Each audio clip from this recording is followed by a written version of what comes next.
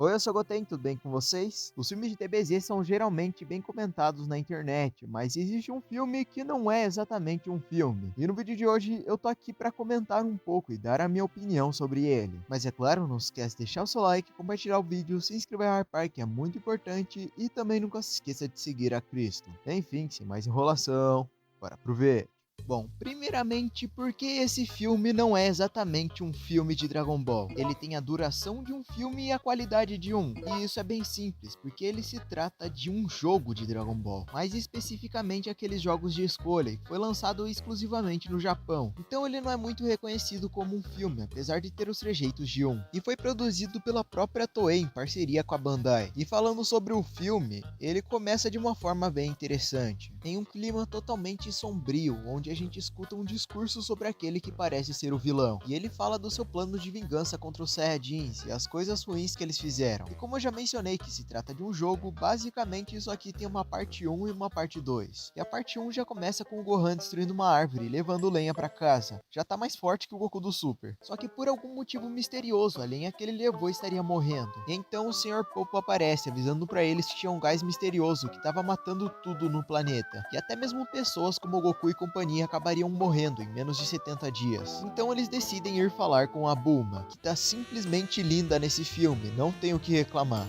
Aí o Sr. Popo fala que existem 4 lugares específicos que o Kami-sama queria que eles vissem. E depois de ouvir quais seriam todos os lugares, o Goku decide que é melhor eles se separarem. Mas não seria um filme de DBZ se não tivesse um certo alguém farmando aura, né? O nosso querido Verme Verde tá aqui para nos acompanhar. Só que antes deles poderem falar alguma coisa, 2 capangas genéricos aparecem e atacam eles. Nisso o Goku tenta fazer um Kamehameha, mas falha miseravelmente. E o mesmo acontece com o Piccolo e com o Gohan. Basicamente isso é culpa do gás, que tá fazendo eles não conseguirem concentrar o Ki deles. Porém, no fim não importa, porque mesmo na vantagem, esses capangas buchas perderam. E com isso a gente acompanha o Goku indo para basicamente o Grand Canyon de Dragon Ball. E esse clima mais sombrio que nós temos no filme é bem interessante, principalmente nos cenários e no vilão, mas eu já falo sobre ele. E ao ver o Gai saindo de uma pirâmide, ele decide destruir ela para ver o que tinha dentro. E era simplesmente uma máquina que estava produzindo todo aquele gás. Mas antes de poder fazer isso, ele é interrompido pelo capanga que estava protegendo o lugar. E eu nem preciso dizer que o pobre coitado foi humilhado, né? E depois de destruir a máquina, as coisas ficam mais fáceis porque tem menos gás no ar. A gente percebe isso ao ir para o deserto e vendo que o Gohan está ficando mais forte. E dessa vez sem usar o poder oculto. Só que como essa parte não tem muito destaque, a gente vai logo para a visão do Piccolo, que apesar de não ser tão interessante, ela é meio engraçadinha, já que o capanga foi extremamente burro e colocou um monte de minas terrestres no chão. Só que adivinha só, né? O Piccolo pode voar, então acaba que quem morreu pelas próprias minas foi o capanga. Além do mais, ele mesmo foi o responsável pela destruição da máquina. E é aqui onde todo mundo se junta, mais uma vez num cenário de gelo. E como eu falei no filme do Android 13, eu gosto bastante de cenários de gelo em Dragon Ball, dão uma boa diversificada. Só que dessa vez, ao invés de um, aparecem vários capangas para lutarem com eles. E eu sei que retratar a velocidade dos personagens é um problema, mas caramba, fazer o Goku andando foi sacanagem. E eles acabam sendo cercados por cerca de 100 capangas ou mais. Só que felizmente o Trunks do futuro e o Vegeta estariam aqui para ajudar. Sendo o Vegeta da Saga Cell, obviamente ele é um otário, mas pelo menos tudo deu certo no fim. Eles derrotaram os capangas e destruíram a máquina. Porém, falando com o Dendê, eles descobrem que aqueles não eram os únicos geradores e que tinham mais na cidade. O gerador que eles estavam procurando estava numa torre e o Vegeta tentou destruir ele, mas ele falhou miseravelmente, pois basicamente tinha uma espécie de escudo indestrutível por volta dele. Não era mais fácil simplesmente destruir a torre? Depois disso, uma voz famosa e icônica poderia ser ouvida novamente.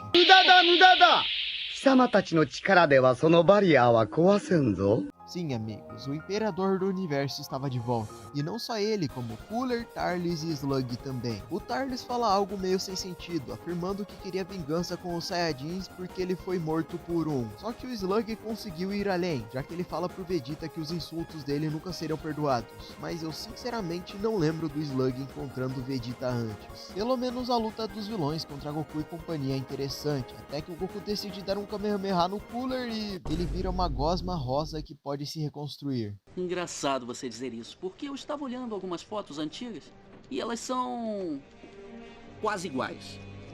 E por incrível que pareça, eles não são uma versão beta do Majin Buu, mas sim guerreiros fantasmas. Ao descobrir isso, os guerreiros Z ficam confiantes o suficiente para derrotar eles. O Sr. Kaiô então ajudaria eles, falando que eles têm que atacar o gerador original. Basicamente, o Dr. Reich era o cientista Tsurudin mais inteligente que tinha. Com isso, o Sr. Kaiô começaria a falar sobre o passado dos Tsurudins e os Saiyajins, e toda a traição e o massacre que aconteceu no planeta. Atualmente, o Dr. Reich estaria localizado em um planeta chamado Planeta Negro, e a primeira parte terminaria com o Doutor fazendo mais uma vez um plano maligno. Já na parte 2 a gente vê os guerreiros Z usando a nave da Bulma para ir até o Planeta Negro, só que antes que eles pudessem chegar lá, eles acabam se deparando com uma névoa espacial, que quase destruiu a nave inteira e matou eles, mas no fim infelizmente eles conseguiram. E ao chegar lá, o primeiro oponente do Goku acaba sendo esse robô, que honestamente não durou muito e foi logo solado de uma forma brutal. E como estamos falando da saga Cell, obviamente o Vegeta ficaria de birra e competindo com o Goku, afirmando que ele mesmo vai derrotar o Dr. Height. E ao finalmente entrar naquilo que parece o laboratório do Dr. Height, tudo continua com aquela ambientação incrível, até que o mesmo finalmente apareceria e ele começaria a falar sobre os Sulfurudins, mais especificamente sobre o seu passado. Eu só acho interessante que o Vegeta tenta pintar os Saiyajins como vítimas. Agora, eu não sei se ele falou isso como uma piada ou se ele só tava mentindo mesmo. E sobre o flashback, eu acho bem interessante esse tom mais sombrio que ele tem, mesmo sendo um jogo teoricamente para criança, né? O Hatchek é basicamente uma máquina de destruição e vingança criada pelo ódio dos Sulfurudins sobre os Saiyajins. E até mesmo a morte do Dr. Hat aqui foi bem violenta.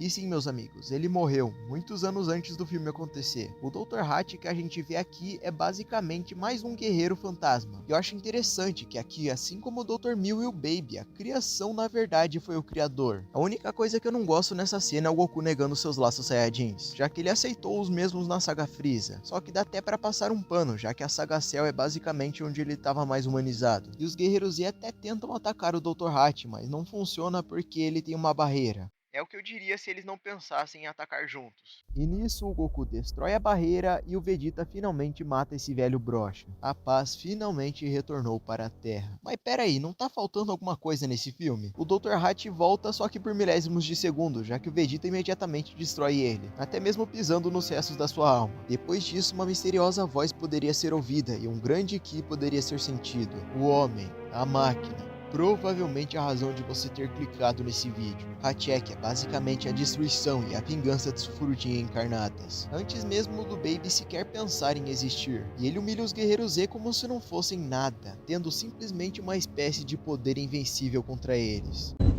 Eu entendi a referência.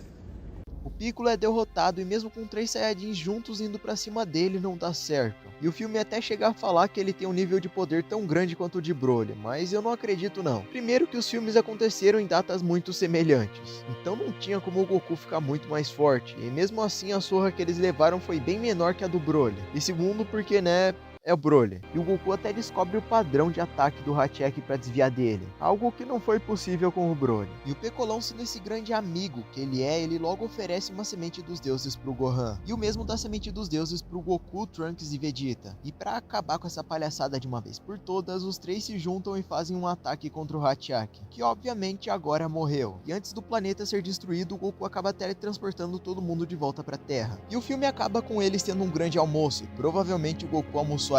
A minha opinião sobre esse filme é até que simples. O filme não tem uma história muito longa ou muito do que eu possa falar sobre, mas a parte dos Furudins é bem interessante, principalmente o flashback e esse tom mais sombrio que o filme inteiro tem. Como todos os filmes de DBZ, ele tem uma atmosfera e até mesmo cenários muito legais, e a animação quase nunca falha. Eu acho uma pena esse filme ter sido lançado só pra jogo, porque eu acho que ele poderia ser mais famoso, mas apesar de não ser uma obra-prima, ele não me ofende. Mas, enfim.